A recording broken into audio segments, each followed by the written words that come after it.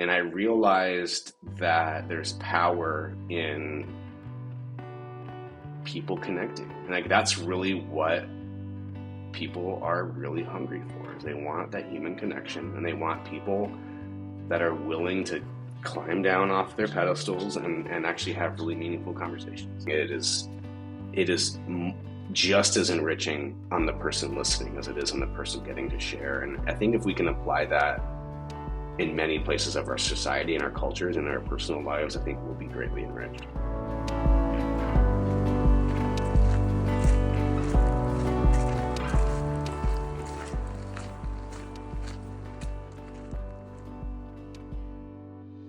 Hey friends, Meredith Shuman here with James Trail, and I just wanted to take a second to give you an update on some cool things that have been happening. And so very recently, I got back from Mexico, where I had the privilege of partnering with a great organization called Shoulder to Shoulder. What they do is they invest in local churches by providing resources and programming and training and so many wonderful things. And so what James Trail gets to do is we get to offer some workshops and some training on trauma and its impact. And because they work with churches, we're very heavily in those spaces talking about God, talking about scripture, talking about how do we take our faith and apply trauma-informed mental health practices. And oh my goodness, it's always such a rich time with our friends in Mazatlan, our friends at Shoulder to Shoulder. And we had one event was a youth night where we had about 125 or so youth that showed up, and we talked about the topic of changing your algorithm digitally, emotionally, spiritually, physically, and we just continued to dive in on some really hard topics. And I was just so blessed by the time at the end. There was just this really deep time of prayer where kids came forward and said they really wanted to make changes. And the local youth leaders prayed over them. It was just really, really beautiful. And, we want to keep going back to Mazatlan and partnering with these amazing organizations. And the challenge that we're facing is the donations. These trips cost money, not only from flights, but just so many other expenses as we prepare resources to take with us. And so, man, it would mean so much to us to have, your donation, to have your trust with a generous donation towards those trips to Mexico so that we can continue to go back. So thank you so much for being with us on the trail, and we'll see you soon. Well, Judson, welcome to the James Trail podcast again. As we were talking about before we hit record, we've both done some growing and changing, both professionally and personally. And so I'm just really excited to have you today and just to talk about some of the new things that you're doing and just the cool ways that you're impacting this world. And then, of course, we love to bring in and talk about mental health challenges and trauma and all that kind of stuff. But first of all, welcome. We're so glad you're here. It's an absolute pleasure to be here with you, Meredith, and humbled by the opportunity. And of course, I've got to know you over the past few years, and I look forward to learning more about what you're up to lately as well. Oh, yeah, it's going to be a fun conversation. So in the last few months, we have connected just over text about your outdoor adventures. Can you tell us about the scariest or the most amazing outdoor moment you've had in the last 6 months? I mean, you can include summer if you'd like. Oh, well, you're right. I have taken this season to get outdoors as much as I can. And for me, that I live a few hours from California's mountain range called the Sierra Nevadas. And I have been going out there about every 3 weeks for the last couple months. So it's been really enjoyable. Probably the scariest thing is I've developed this bit of a fear of what I call exposure. It's not really a fear of heights necessarily, or maybe it's a type of one, but I found myself on some pretty exposed granite with multiple 1,000-foot drops on either side, and I was perfectly safe where I was, but I had a moment of fear that took me a few hours to shake, and so I've been more cognizant of my mortality recently. That's probably also a good thing from the experience. Oh my goodness. Well, I'm sure your wife is thankful for your awareness of your mortality. Absolutely. Absolutely. Um, okay, so thank you for like sharing so vulnerably. That's amazing. So, hmm did you feel like your body was going to fail and then that you would fall, or was it just like a more of like I feel exposed and a and like something outside of my control could create a problem? Yeah, normally I think we live in a society where there's so many safeguards and some guardrails around us. And there's a moment when you're out there 35 to 50 miles from anybody and you're at 14,000 feet. In my case, I was at 13,500. And I'm looking at the granite. I'm actually by myself. My hiking partner, my brother, hadn't seen him for 8 hours. He was doing something different. And you realize that the granite itself doesn't care about you. It doesn't care about your safety. It doesn't care about your family if you make it home. There's a moment of okay, God, this is you and me, and let's do this. And I think that's a really healthy feeling for us to bring back home as well, where we do have the guardrails and safeguards because they're not really real, right? The only real safeguard we have is our relationship with our Father in heaven, probably. And so moments like that in the backcountry make that very real for yourself. Oh, amen. And I love how you've already touched on the power of the outdoors for the healing of hmm ourselves and the healing of our traumas and our challenges. You've already talked about faith and how, being outside and being in creation just has such an impact on us, especially as people of faith. I think sometimes it's easy for us to think about mountains and trees and beautiful spaces as hmm like we have a relationship with it. And so we want to believe this mountain actually cares about us or that this tree cares. I mean, I don't know. It's a weird concept, but sometimes if you spend enough time out there, you can start to feel like you have a relationship with the outdoors. But hmm the reality is, you're right.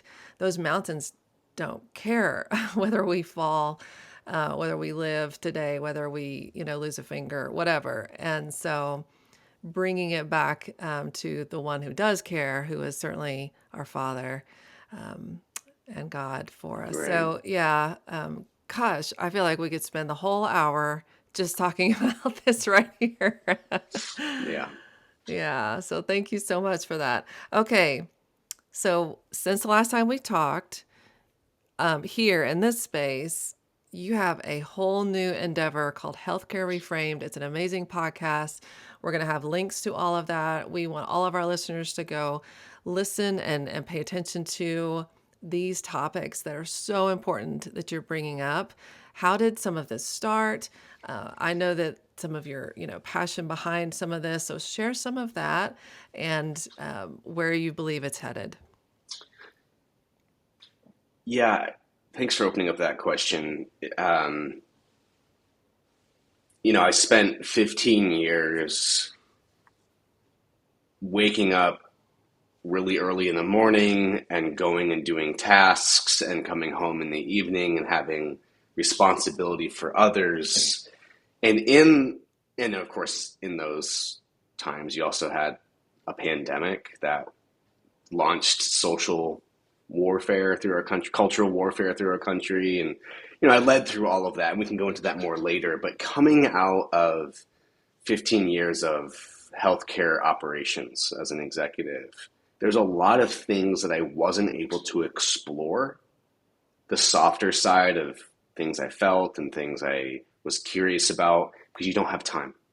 And I found myself in a season of capacity and time availability to explore different thoughts and some different perspectives. And I'm going to put that as one place of motivation. And that was, the curiosity I just described and having the capacity to explore.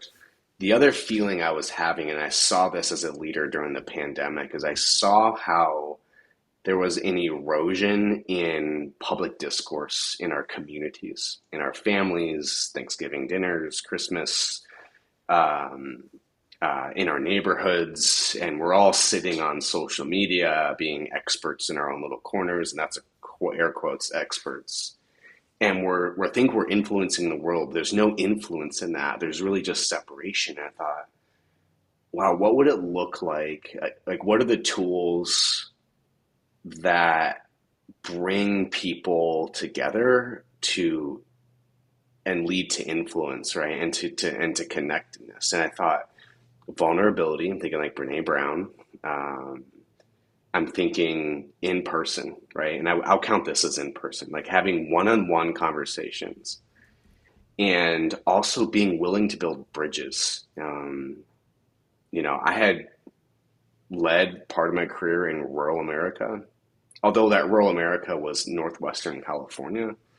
And I found that like people have these stereotypes, and including myself, and different brands for different people. And I thought, well, how cool would it be to go travel around the country and sit into like living rooms of people's homes that are thinking around the same things that I'm curious about, and have highly vulnerable conversations, kind of like fireside chats, like something I would remember from my childhood in the 80s before we had all this technology. And I said, well, I've got time and I've got some resources.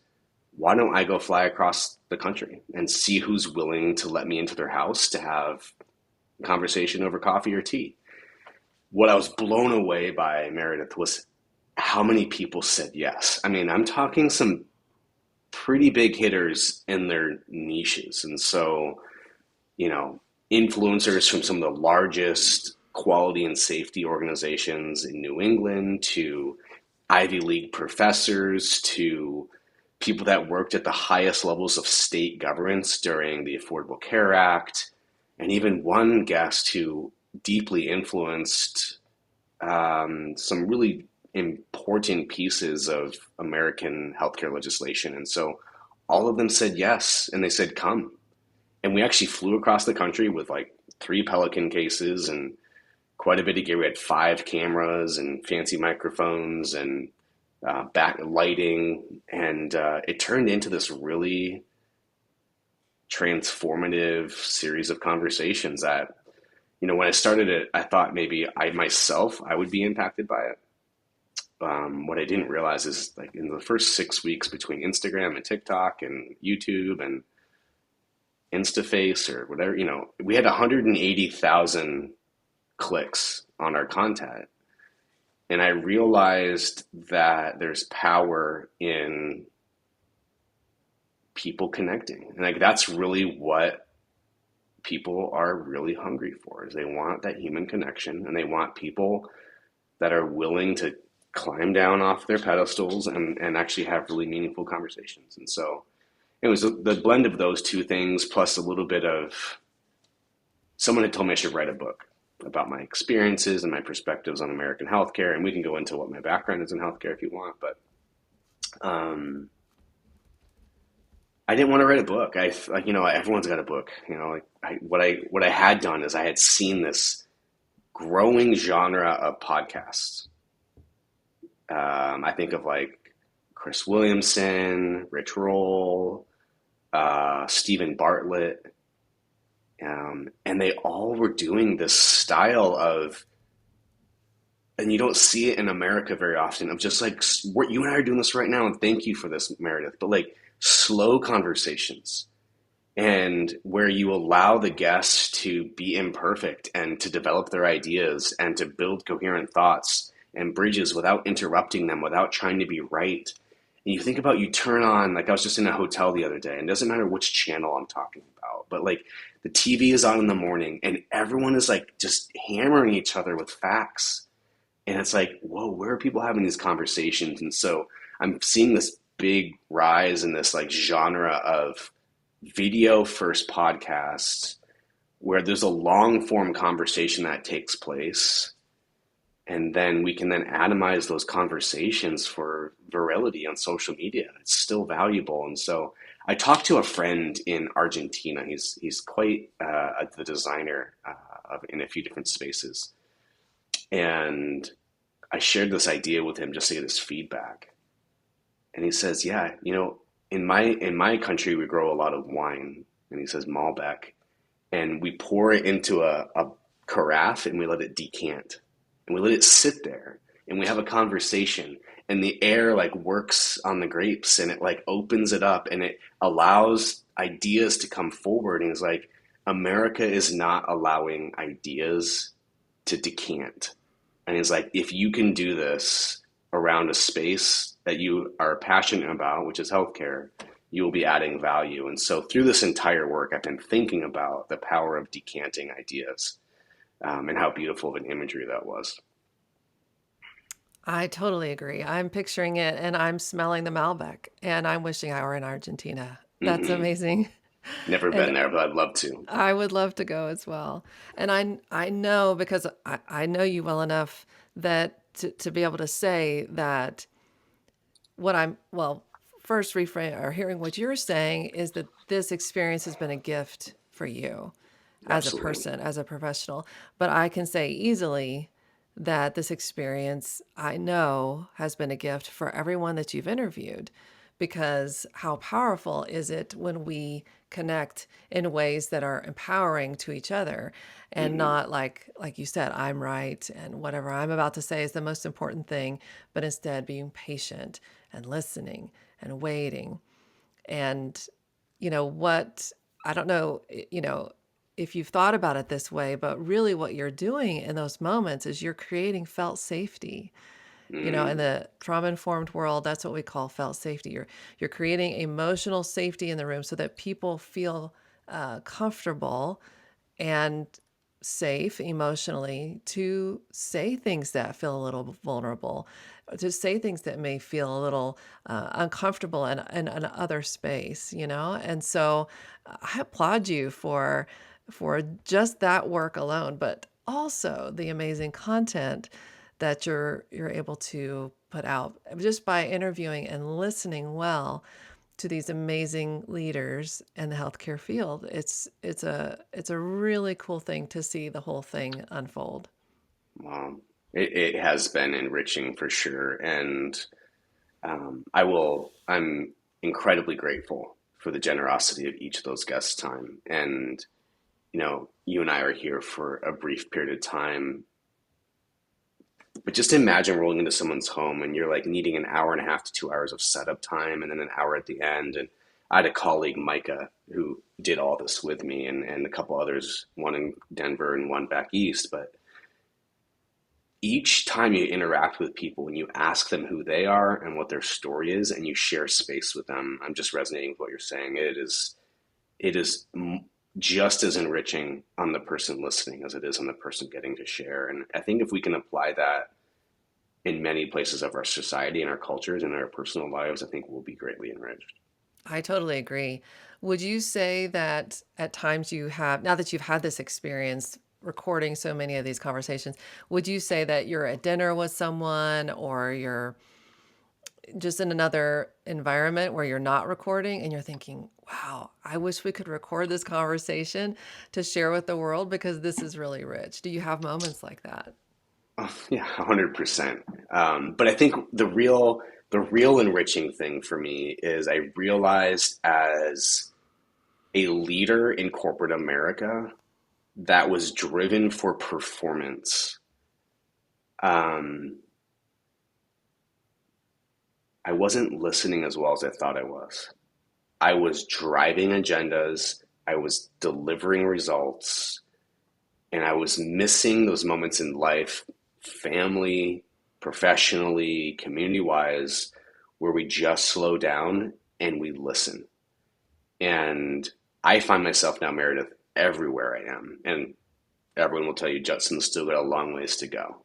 However, I find myself being much more rich by being present in more moments than I have been in my probably last 20 years of my life. Wow. My goodness, if we could bottle that and share it with people. But see, that's what I just said is probably the antithesis of what it actually is. You can't bottle it. You have to experience it. Mm, You have to step in with people in ways that is intentional. And I applaud and agree, with your admission of, I haven't always done this perfectly. I think that's absolutely inherent and basic for who we are at James Trail is that we don't have this all figured out. We yeah, have not, nailed all of these trauma informed practices or conversations perfectly every time. We're still in the learning process. We're still wanting to grow together, and that is the trail. And yeah, so I see this, in my vision, I see this trail that you've been on with so many people. And man, it just sounds really beautiful. And so, of course, in this space, we are curious about trauma, its impact, mental health challenges, and that kind of thing. How have these podcast recording experiences that you have had, how has this enhanced your mental health in any way that you feel comfortable sharing? I want to maybe like segue into it, Yeah. from like the previous thread into this one, and the short answer is, um, you don't really realize how much healing you need, from the American lifestyle or the corporate lifestyle until you do get a chance to slow down. So, kind of segueing in from the previous conversation,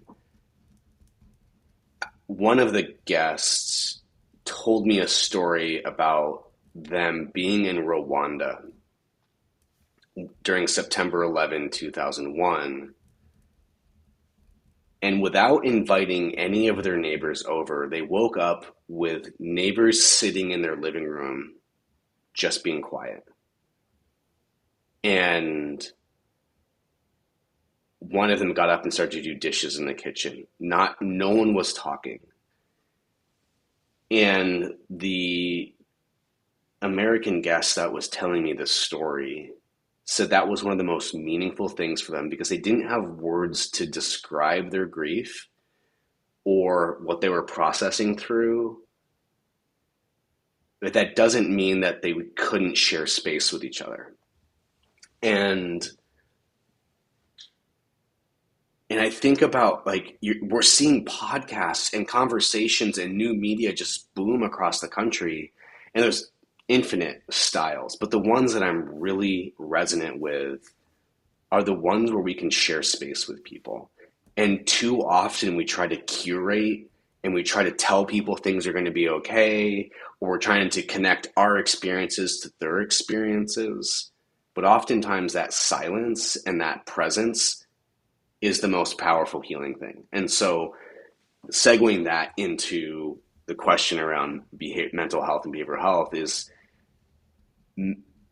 mental health across the United States, of course, is a crisis. But what we don't talk about is the the state of clinicians, physicians, caretakers, executives in healthcare. And there is a growing amount of moral injury. And I don't know quite the audience that's going to hear this, Meredith, but I think we all can relate with a frustration with American healthcare. Many times that's financial stress. I mean, I think 66% of American bankruptcies can be linked to healthcare in America at this point in time. 66%. Wow. One in every five American dollars is spent on healthcare. Many of them, many communities don't have enough physicians to have access for all of their community members to physicians. And so there's this growing frustration with healthcare, and including inside of the four walls of clinics and hospitals, a growing amount of workplace violence against people that are working in healthcare. And so being a leader in that space, and again, I've kind of hinted at it, coming out of the pandemic, and I don't need to go into vaccines or masks or rationing. all of that, yes and no, is true.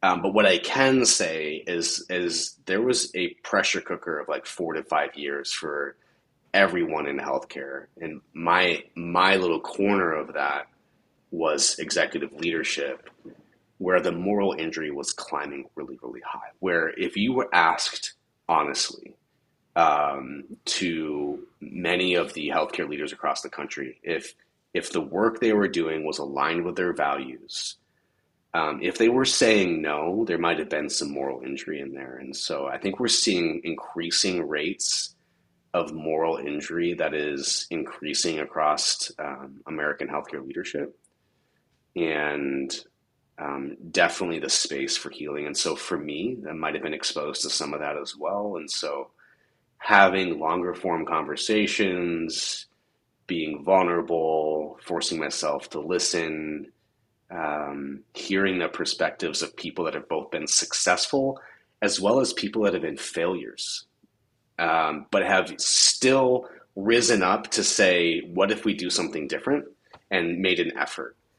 That's really what I was drawn to, and that's resonated with my background. And being around other people that are like-minded around that was definitely gave me a community that it didn't have before. And so, again, each of my guests, both currently as well as future, become part of a broader community and network of thinkers that may or may not agree with me, but I think you'll find the common theme through all those folks is people that are courageous in the face of status quo, of systems that don't like change, and have, I think about that, is it 1984 Apple commercial where like there's a bunch of like people walking in lockstep down like this like dystopian path. And I don't know if you know this commercial or not, but everyone's like walking like as if they're robots or zombies or controlled and doing what they're told to do. And then there's this woman in like this colorful running outfit, and she just runs a different direction, right? She starts running against it, and she gets up to this like dystopian like hallway,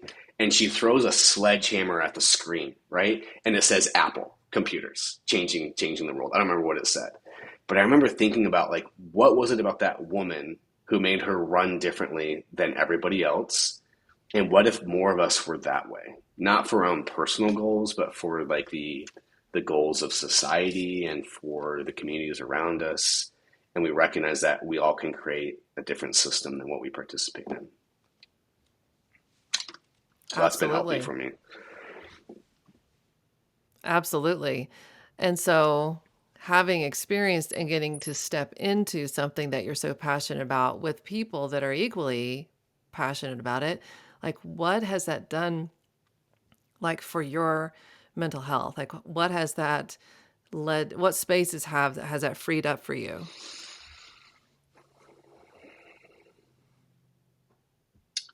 Well, I think my ability to process thoughts is probably healthier. I think we live in I'm not a brain health professional or intelligence professional, but I think the ability to think things through from beginning to the end without delegation or without rapid time restrictions, I think has been really helpful. And I see that in a lot of my peers. I think again, I don't have science. I'm speaking just from a personal perspective. I think we see a lot of diagnoses that are thrown out there of this or that. And I think if you slow down and look at it, we live in like a dopamine addicted society.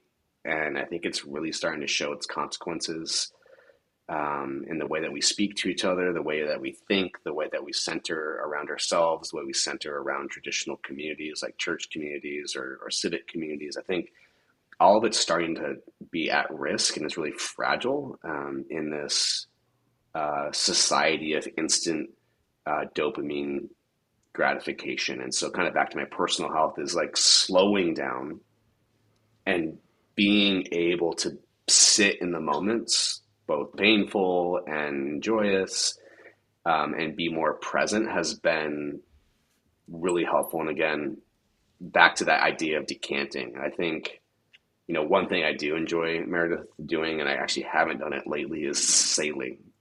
And sailing, like the decanting idea, just a different analogy, is you can't control the wind. You can react to the wind, you can use the wind, but I can't really control it. And it's the antithesis of this American culture of like, I can engineer a machine to overcome what's around me. And the reality is like, what if we actually just submit to it?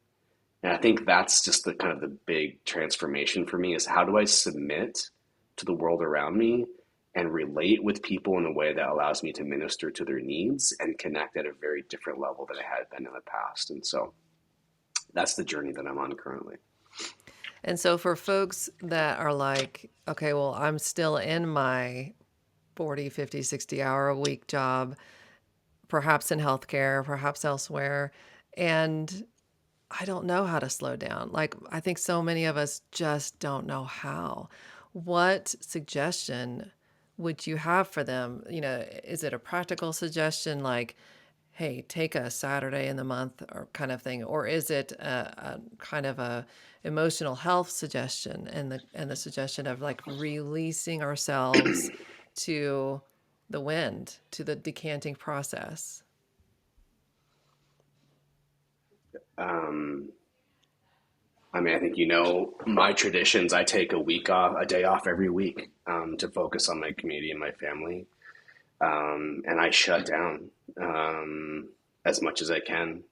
When I was in executive leadership, I would never shut down my operational responsibilities, but I definitely shut down my social responsibilities one day a week. And I would really encourage people to think about why that would be important and how that could be really helpful for them. And that is, um, we need time. Yes, I recognize the challenges. We're in an economic situation right now in this country and around the world where it's hard to find enough resources to make ends meet. Like I'm not blind to that. And yet we can't let the external systems and infrastructures around us define our internal cadence and clocks. And so I would definitely start by saying taking time for self, or in my context, I'm of faith. And so I would say taking time to connect with God. Um, I mean, I would say that would probably be more powerful. I know a lot of folks have different practices in their life that are healing and that are similar. And so I think that's critical. And I think to say that you don't have time, I would probably zoom out just a little bit to say, how could I create this time? Um, Yeah, that's and again, beautiful. And and so for those of us that have faith in God and believe scripture, that's Sabbath. That's our time of Sabbath. And I think we have so much to learn, and especially as Americans, about Sabbath, what it means, what it can look like, what it doesn't have to look like. And so I love your example in that. yeah, um, yeah, I think I mean, like I said, many cultures have that. I think in the Judeo-Christian culture, going on back to Exodus 20, you see it very specifically expressed, the cadence and even the day of the week. And there's a lot of history around that. And so I would encourage people to look at that. But again, non-Judeo-Christian cultures, Islamic cultures, many cultures have this. And I think, and again, I would never want a governmental entity stepping into this space. But I think on a personal level, I think we should look at how we can take personal responsibilities for recharge and healing. Absolutely. And in doing that, in doing the practical, I think sometimes we find the more like intangible sorts of benefits in that the releasing ourselves to the wind and to the decanting and but if we don't do some of the practical things of whatever it is, Sabbath, taking a day, taking some time every month, stepping outside, stepping into the quiet, pulling away from our phones, like whatever that needs to look like for us, without the practical, it's so much harder to reach into the like intangible pieces of that.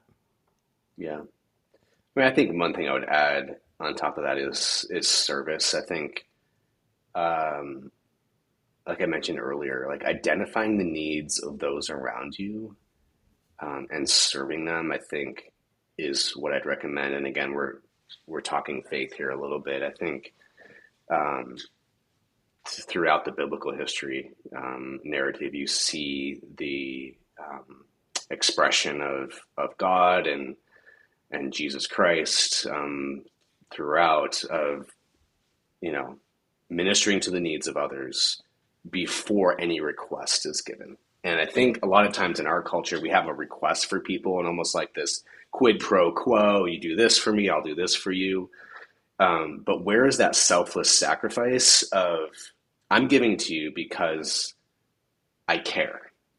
I may not know you well, but I care about you and your family. And you're going to find that in that there's this immense recharge when you give of yourself without needing anything back from somebody. You're going to find this abundance of recharge just from that work alone. And anybody can do that. There's, in any small way people can give. People can give with a smile, with, a touch, with, again, holding space for people silently. There is so much that we can do without resources. I think what's being robbed of us in our society is our time, and I think that's where we have to be very careful.